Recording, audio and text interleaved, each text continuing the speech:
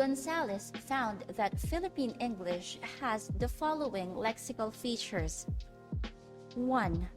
Preference for certain words and phrases like shall, could, such, wherein, and of to show ownership.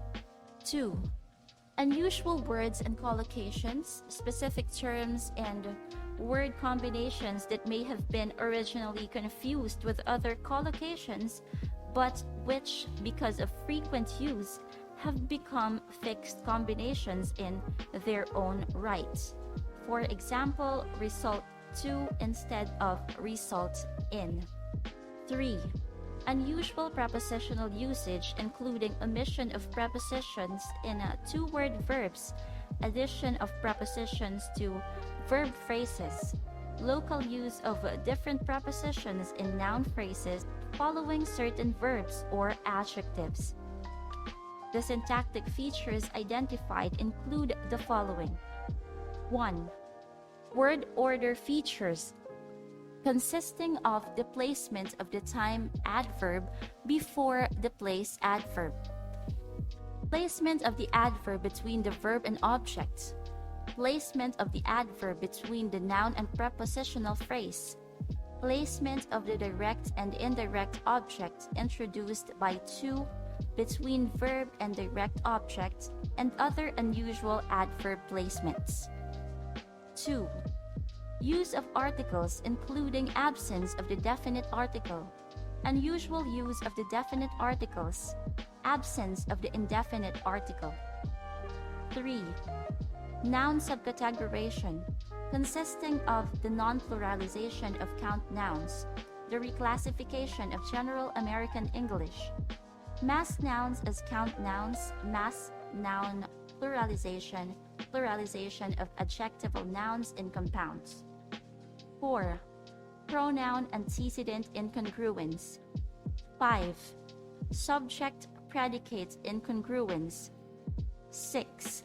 Reclassification of GAE transitive verbs as intransitive verbs.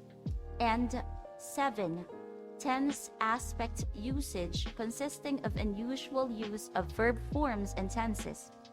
Use of the perfect tense where the simple past tense or even the present perfect tense is called for in General American English, and the lack of tense sequence. As for the question, when does an error become a feature of Philippine English, Gonzalez has this to say. When do these errors cease to be errors to become part of the standard? If enough educated elites in the society commit these errors, then these errors in effect have been accepted by the society as the standard. All of these talk just shows how dynamic English is.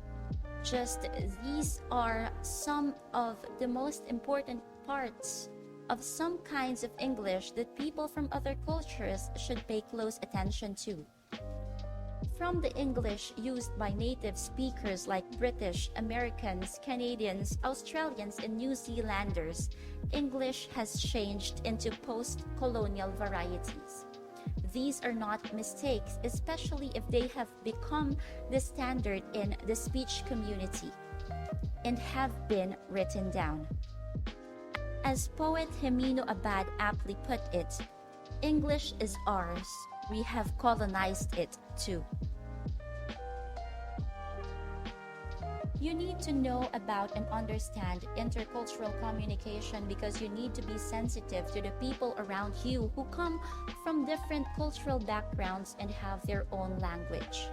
Since you have been exposed to their language, it will be easier for you to avoid misunderstandings and keep communication going and get past language barriers when you meet them. This will help you get along better with other people and with yourself.